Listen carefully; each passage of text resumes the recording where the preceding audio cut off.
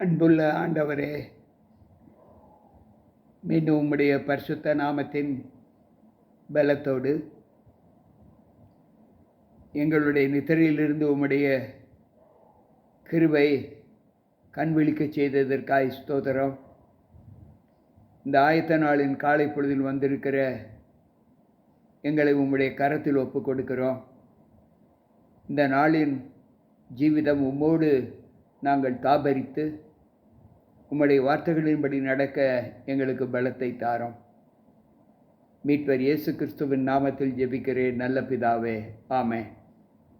அன்பு பிள்ளைகளே, தேவ சமூகத்தில் வந்திருக்கிற உங்கள் அனைவருக்கும் நம் ஆண்டவரும் இரட்சகருமாய் இருக்கிற இயேசு கிறிஸ்துவின் பரிசுத்த நாமத்தின் வாழ்த்துக்களை சொல்லி இந்த வெள்ளிக்கிழமையின் காலையின் வாழ்த்துக்களை உள்ளத்தின் ஆழத்திலிருந்து அர்ப்பணம் செய்கிறேன். கர்த்தர் நம்மோடு இருப்பாராக.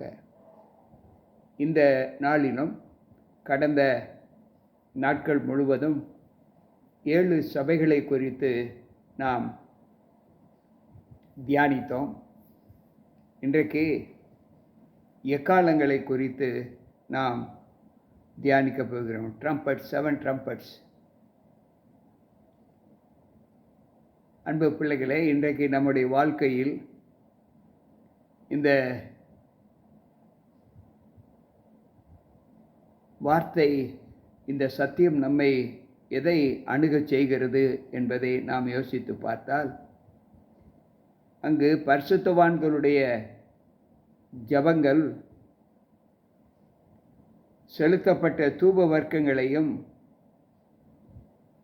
அவர்களுடைய பழிவகைகளையும் தேவன் எப்படி அங்கீகரிக்கிறார், பரிசுத்தவான்களுடைய ஆராதனையை தேவன் எப்படி ஏற்றுக்கொள்ளுகிறார் என்பதை குறித்து நாம் வெளிப்படுத்தின விசேஷம் 8வது அதிகாரத்திலே நாம் வாசிக்கிறோம். அந்த எக்காலங்களை ஊதுகின்ற 7 தூதர்கள் எக்காலம் ஊதுவதற்கு தங்கள் கைகளை ஆயத்தம் பண்ணும்போது அங்கே எக்காலம் துவக்கப்பட்டு விட்டது. அந்த எக்காலத்தில் முதலாம் தூதன் எக்காலம் ஊதினான். அப்பொழுது இரத்தம் கலந்த கன்மலையும் அக்கினியும் பூமியிலே கொட்டப்பட்டது. அதனால் மரங்களில் 1/3 பங்கு வெந்து போயிற்று. அங்கு அவைகளெல்லாம், அந்த கொம்புகளை எல்லாம் எரித்து போயிற்று என்று சொல்லப்பட்டிருக்கிறது. முதலாம் எக்காலம் ஊதும்போது அங்கு நீர்நிலைகள் எல்லாம் இரத்தம் கலந்ததாய் கன்மலையும்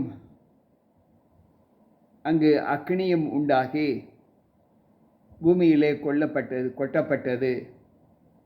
அப்பொழுது அதனால் மரங்களில் 1/3 பங்கு வெந்து குப்புகளை எல்லாம் எரித்து போட்டது என்று இங்கு வேதம் சொல்லுகிறது. யாத்திரையாகம புஸ்தகத்திலே சொல்லப்பட்ட 10 வாதைகள், அந்த இஸ்ரவேல் ஜனங்களுக்கு ஆண்டவர் எகிப்திலிருந்து அவர்களை தப்பித்துக் கொள்வதற்கு கொடுத்த அந்த வாதைகளிலிருந்து அவர்கள் தப்பித்து கொள்ள வேண்டும் என்று கொடுத்த ஒரு சம்பவத்தை இங்கு நாம் பார்க்கிறோம். இதில் இந்த முதல் 5 எக்காலங்களும் ஆதியில் நடந்த அந்த 10 வாதைகளுக்கு ஒப்பாக கொடுக்கப்பட்ட ஒரு சம்பவம். இதில் வேதம் என்ன சொல்லுகிறது என்றால், முதலாம் தூதன் எக்காலம் ஊதும்போது அப்பொழுது இரத்தம் கலந்த கன்மலையும் அக்கினியும் உண்டாயிற்று என்று சொல்லப்பட்டு இருக்கிறது. இதை குறித்து எசேக்கியேலின் புஸ்தகம் 38வது அதிகாரத்தை நாம் வாசிப்போம் என்றால், அங்கே ஆண்டவர் அங்கே நமக்கென்று ஒரு சத்தியத்தை வைத்திருக்கிறார். என்ன என்றால், எசேக்கியேல் 38:22 இப்படி சொல்லுகிறது: கொள்ளை நோயினாலும் இரத்தம் சிந்துதலினாலும் நான் அவனோடே வழக்காடி அவன் மேலும் அவன் இராணுவங்களின் மேலும் அவனோடு இருக்கிற திரளான ஜனங்களின் மேலும் வெள்ளமாய் அடிக்கும் மழையையும் பெரும் மழையையும் அக்னியையும் கந்தகத்தையும் வருஷிக்க பண்ணுவேன் என்று சொல்லுகிறார். அன்பு பிள்ளைகளே, இங்கே எசேக்கியேல் பக்தன் சொல்லுகின்ற சம்பவம் தேவ கோபம் நேரிடும்போது அந்த கோபத்திலே அவர்களுக்கு கொடுக்கப்படுகிற சம்பவங்கள் என்ன என்பதை இந்த வசனம் நமக்கு நிரூபித்து காண்பிக்கிறது. அங்கு வெளிப்படுத்தின விசேஷம் 16:2 வாசிக்கும்போது, முதலாம் தூதன் போய் தன் கலசத்தில் உள்ளதை பூமியின் மேல் ஊற்றினான். உடனே மிருகத்தின் முத்திரையை தரித்தவர்களும் அதன் சொரூபத்தை வணங்குகிறவர்களுமாகிய மனுஷருக்கு பொல்லாத கொடிய புண் உண்டாயிற்று என்று சொல்லப்பட்டிருக்கிறது. அன்பு பிள்ளைகளே, இந்த எக்காலத்திலே நமக்கு கொடுக்கப்பட்ட சங்கடங்கள் என்ன என்பதை நாம் சற்று உணர வேண்டும். எரேமியாவின் புஸ்தகத்தை நாம் வாசிக்கும்போது அங்கு 4வது அதிகாரம் அங்கு 19வது வசனம் இப்படி சொல்லுகிறது: என் குடல்களே நோவுகிறது, என் உள்ளம் வேதனைப்படுகிறது, என் இருதயம் என்னில் கதறுகிறது. நான் பேசாமல் அமர்ந்திருக்கக்கூடாது. என் ஆத்துமாவே எக்காலத்தின் சத்தத்தையும் யுத்தத்தின் ஆர்ப்பரிப்பையும் கேட்டாயோ? அன்பு பிள்ளைகளை, வாதைகள் என்பது நமக்கு கொடுக்கப்படுகிற உபாதைகள் தான். தேவனுக்கு விரோதமாக செயல்படுகிற ஒரு அனுபவம் நமக்குள்ளாக வரும்போது அந்த அனுபவத்திலே நாம் எப்படிப்பட்ட தன்மைகளை அனுபவிக்க முடிகிறது என்பதை நாம் யோசித்து பார்க்க வேண்டும். பின்பு 2ஆம் தூதன் எக்காளம் ஊதினான். அப்பொழுது அக்கினியால் எரிகிற பெரிய மலை போன்றதொன்று சமுத்திரத்திலே போடப்பட்டது. அதனால் சமுத்திரத்தின் 1/3 இரத்தமாக மாறியது என்று இங்கு வேதம் சொல்லுகிறது. 2ஆம் தூதன் எக்காளம் ஊதும்போது அங்கு அக்கினிமயமாய் எரிகிற ஒரு பெரிய மலை போன்றதொன்று சமுத்திரத்திலே போடப்பட்டது. அது நிமித்தம் அதன் தண்ணீர் முழுவதும் இரத்தமாக மாறிற்று என்று இங்கு 1/3 இரத்தமாக மாறிற்று என்று வேதம் சொல்லுகிறது. அன்பு பிள்ளைகளே, சற்றே நாம் யோசித்து பார்ப்போம். இங்கு ஏசாயா தீர்க்கதரிசியின் புஸ்தகம் அங்கு எரேமியா தீர்க்கதரிசியின் புஸ்தகம் ஆண்டவர் சொல்லுகிற வார்த்தை 51வது அதிகாரத்திலே நாம் வாசிக்கும்போது அங்கு ஆண்டவர் நமக்கு சொல்லுகிற சத்தியம் என்ன என்றால், அங்கு 25வது வசனத்தை அங்கு நாம் வாசிப்போம் என்றால், தேவனுடைய அந்த சம்பவங்களை ஆண்டவர் நமக்கு விளக்கி காண்பிக்கிறார். இதோ பூமியை எல்லாம் கெடுக்கிற கேடான பர்வதமே, நான் உனக்கு விரோதமாக வந்து என் கையை உனக்கு விரோதமாக நீட்டி உன்னை கண்மலையிலிருந்து உருட்டி உன்னை எரிந்து போன பர்வதம் போலாக்கி போடுவேன் என்று கர்த்தர் சொல்லுகிறார். எரிந்து போன பர்வதம் போலாக்கி போடுவேன் என்று சொல்லுகிறார். அங்கு அக்னியினால் எரிந்து கொண்டிருக்கிற ஒரு பெரிய பர்வதத்தை சமுத்திரத்தில் போட்டார். அப்பொழுது 1/3 இரத்தமாக மாறியது என்று சொல்லுகிறாரே. வேதாகமத்தில் ஆண்டவர் சொல்லுகிற சத்தியங்கள், அன்பு பிள்ளைகளே, இதைத்தான் ஆண்டவர் நமக்கு கற்றுக் கொடுக்கிறார். யாத்திரையாகம புஸ்தகத்திலே நாம் வாசிக்கும்போது 7வது அதிகாரத்தை நாம் வாசிப்போம் என்றால், அங்கு வாதைகளின் குணங்களை ஆண்டவர் நமக்கு காண்பிக்கிறார். அந்த வாதைகளினால் நமக்கு கொடுக்கப்பட்ட சத்திய உணர்வுகள் என்ன என்பதை அங்கு ஆண்டவர் சொல்லுகிறார். 7வது அதிகாரம் 17வது வசனம், இதோ என் கையில் இருக்கிற கோலினால் நதியில் இருக்கிற தண்ணீரில் அடிப்பேன், அப்பொழுது அது இரத்தமாக மாறிற்று என்று சொல்லுகிறார். அன்பு பிள்ளைகளே, சற்று யோசிப்போம். நான் முன்பு உங்களுக்கு சொன்னது போல இஸ்ரவேல் ஜனங்களுக்கு கொடுக்கக்கூடிய வாதைகளிலே இங்கு ஆண்டவர் எக்காலம் ஊதும்போது அதில் வருகிற சம்பவங்களை நமக்கு காண்பிக்கிறார். சமுத்திரத்திலிருந்து ஜீவ சிருஷ்டிகள் 1/3 செத்து போயிற்று. கப்பல்களில் 1/3 சேதமாயிற்று. அந்த சமுத்திரத்தில் இரத்தம் போல ஆன அந்த சூழ்நிலை, அங்கு கப்பலும் அந்த சமுத்திரத்தில் செல்லுகிற கப்பல்களும் அதில் இருக்கிற ஜீவனுள்ள சிற்சிகள் 1/3 அந்த சமுத்திரத்தில் அழிந்து போயிற்று என்று இங்கு வேதம் சொல்லுகிறது. அன்பு பிள்ளைகளே, இந்த 1ஆம் தூதன் 2ஆம் தூதன் இவர்களுக்கு மத்தியில் இவர்களுக்கு கொடுக்கப்பட்ட அந்த அழிவின் அந்த வல்லமைகளை இந்த வசனம் நமக்கு வெளிப்படுத்தி காண்பிக்கிறது. 3ஆம் தூதன் எக்காலம் ஊதினான். அப்பொழுது ஒரு பெரிய நட்சத்திரம்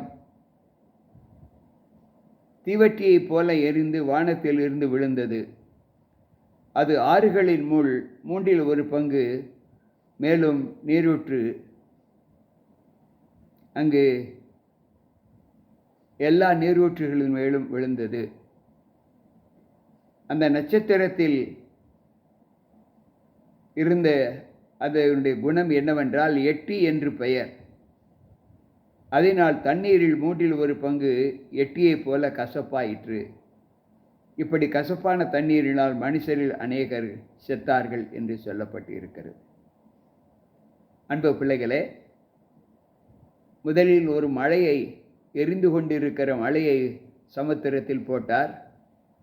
அதில் 1/3 இரத்தமாக மாறி அதில் இருக்கிற ஜீவராசிகளும் அதில் பயணப்படுகிற கப்பல்களும் அழிந்து போயிற்று என்று சொல்லப்பட்டு இருக்கிறது. 3வது தூதன் அந்த எக்காலத்தை ஊதும்போது அவன் ஒரு பெரிய நட்சத்திரம் எட்டியைப் போல அங்கு எரிந்து, தீவட்டியைப் போல எரிந்து வானத்திலிருந்து விழுந்தது. அது ஆறுகளில் 1/3 மேலும் நீரூற்றுகளில் மேலும் விழுந்தது. அந்த நட்சத்திரத்திற்கு எட்டி என்று பெயர். அதனால் தண்ணீர்களில் 1/3 எட்டியைப் போல கசப்பாயிற்று. இப்படி கசப்பான தண்ணீரினால் மனுஷரில் அநேகர் செத்தார்கள். குடிப்பதற்கு நல்ல தண்ணீர் இல்லை. அன்பு பிள்ளைகளே, அங்கு இஸ்ரவேல் ஜனங்களுக்கு நடந்த நன்மைகளை ஆண்டவர் காண்பிக்கிறார். எகிப்து தேசத்திலிருந்து தம்முடைய பிள்ளைகளை மீட்பதற்கு ஆண்டவர் கொடுத்த அந்த வாதைகள் இன்றைக்கு கடைசி கால சம்பவங்களிலே நமக்கு நடக்கப் போகிறது என்பதை நாம் உணர வேண்டும். அடுத்து அவர் சொல்லுகிறார், 4ஆம் தூதன் எக்காலம் ஊதினான். அப்பொழுது சூரியனில் 1/3 சந்திரனில் 1/3 நட்சத்திரங்களில் 1/3 சேதப்பட்டது. அவற்றில் 1/3 இருளடைந்தது. பகலிலும் 1/3 பிரகாசம் இல்லாமல் போயிற்று. இரவிலும் அப்படியே ஆயிற்று. அன்பு பிள்ளைகளே, இந்த சம்பவத்தை நாம் பார்க்கும்போது, 1ஆம் தூதன் எக்காலம் ஊதின போது சமுத்திரத்தின் தண்ணீர் இரத்தம் போல மாறிற்று. 2வது தூதன் எக்காலம் ஊதும்போது எரிந்த ஒரு மழை, ஒரு பெரிய குன்று சமுத்திரத்திலே தள்ளப்பட்டது. மூன்றாம் தூதன் எக்காலம் ஊதும்போது நட்சத்திரம் போல எரிந்து கொண்டிருக்கிற நட்சத்திரம் போல அது பூமியில் அங்கு சமுத்திரத்திலே விழுந்தது, ஆறுகளிலும் விழுந்தது. அந்த நட்சத்திரத்திற்கு எட்டி என்று பெயர். எட்டி என்றால் கசப்பு. அந்த கசப்பினால் மிருக ஜீவன்களும் மனித சஞ்சாரங்களும் அநேகர் மாண்டு போயினர். நான்காம் தூதன் எக்காலம் ஊதும்போது சூரியனும் சந்திரனும் நட்சத்திரங்களும் தங்களுடைய ஒளியை கொடாமல் இருளாக மாறிற்று என்று இங்கு வேதம் நமக்கு சொல்லுகிறது. அன்பு பிள்ளைகளே, இதை குறித்து நாம் தியானிக்கும்போது ஆமோஸின் புஸ்தகத்திலே 8வது அதிகாரத்தை நாம் வாசிப்போம் என்றால், அங்கு ஆண்டவர் சொல்லுகிற வார்த்தை, ஆமோஸ் 8வது அதிகாரம் 9வது வசனத்திலே ஆண்டவர் சொல்லுகிற சத்தியம். அந்நாளிலே நான் மத்தியானத்திலே சூரியனை அஸ்தமிக்க பண்ணி பட்டப்பகலிலே தேசத்தை அந்தகாரப்படுத்தி. அன்பு பிள்ளைகளே, இங்கு வேதம் தீர்க்க தரிசன வசனம் சொல்லுகிறது எப்படி? அந்நாட்களிலே நான் பகலிலே சூரியனை அந்தகாரப்படுத்தி பட்ட பகலிலே தேசத்தை இருளாக்குவேன் என்று சொல்லுகிறார். இன்றைக்கு நம்முடைய வாழ்க்கையில் நாம் கேட்டுக்கொண்டிருக்கிற இந்த சத்தியத்தின் அனுபவங்கள் நம்ம எப்படி தேவ சமூகத்தில் நம்மை பலப்படுத்துகிறது என்பதை யோசித்து பார்ப்போம். கேட்டுக்கொண்டிருக்கிற அன்பான தேவ பிள்ளைகளே, இந்த 4 தூதர்களின் தூதுகளை குறித்து நாம் பார்க்கும்போது, இந்த கடைசி காலத்தில் தேவனுடைய பிள்ளைகளுக்கு வரக்கூடிய பாதுகாவலும், தேவனுடைய நாமத்திற்கு பரிசுத்தமாக வாழாத பிள்ளைகளுக்கு வரக்கூடிய இக்கட்டுகளையும் ஆண்டவர் வெவ்வேறாக பிரித்து கொடுத்திருக்கிறார். இதில் நாம் எந்த அனுபவத்திற்குள்ளாய் கடந்து செல்ல வேண்டும் என்பதை யோசித்து, தேவனை சார்ந்து வாழ்கிற ஒரு அனுபவத்தை நாம் பெற்றிருப்போம் என்றால், நாம் அவருடைய சொல்லுக்கு கீழ்ப்படிந்து நடக்கக்கூடிய அனுபவத்தை நாம் கேட்க வேண்டும்.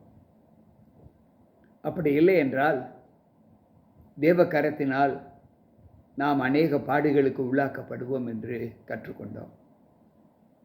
அன்பு பிள்ளைகளே, கர்த்தருடைய கரத்தில் விழுகிறது அது பயங்கரமாய் இருக்குமே, தேவனோடு போர் செய்கிறவர்களாய் காணப்படாதபடி பாருங்கள் என்று நாம் ஏற்கனவே அப்போஸ்தலர் 5:30 எபிரேயர் 10:31 வாசிக்கிறோம்.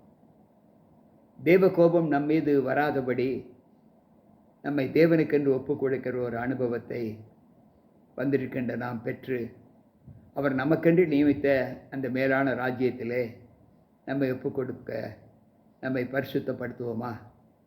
ஜெபிப்போம். அன்பு ஆண்டவரே, மீண்டும் உம்முடைய மெல்லிய சப்தத்தின் துணிகளை நாங்கள் கேட்டோம்.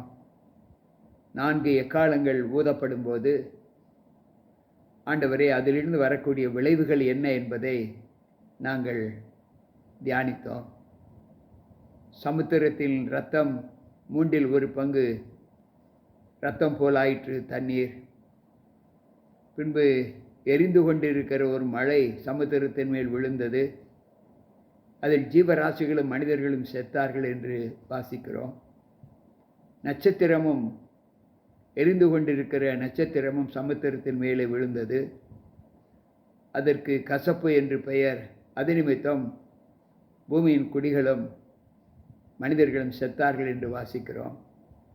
இயற்கையின் படைப்பிற்கு, ஒளிக்கென்று வெளிச்சத்திற்கென்று படைக்கப்பட்ட சூரியனும் சந்திரனும் நட்சத்திரங்களும் பகலிலேயும் இரவிலேயும் ஒளி கொடாது இருக்கும் என்று படித்தோம். அன்பு பிள்ளைகளை, இவ்வளவு இக்கட்டு காலங்கள் நாம் சந்திக்கக்கூடிய சூழ்நிலையில் இருக்கிறது என்பதை வேதம் சொல்லுகிறது. நன்மை செய்தால் மேன்மை இல்லையோ?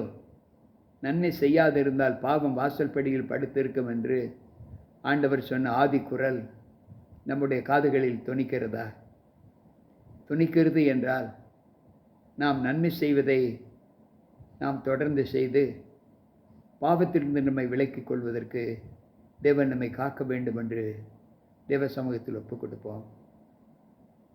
இந்த வார்த்தைகளினாலே நாம் களிப்புற்று தேவனோடு இசைந்திருக்கிற ஒரு அனுபவத்தை பெற்றுக்கொள்வோம். கர்த்தர் நம்மோடு இருப்பாராக. மீண்டும் நாளை சந்திப்போம். உங்கள் போதகர் ஜி.கே. ராபர்ட்.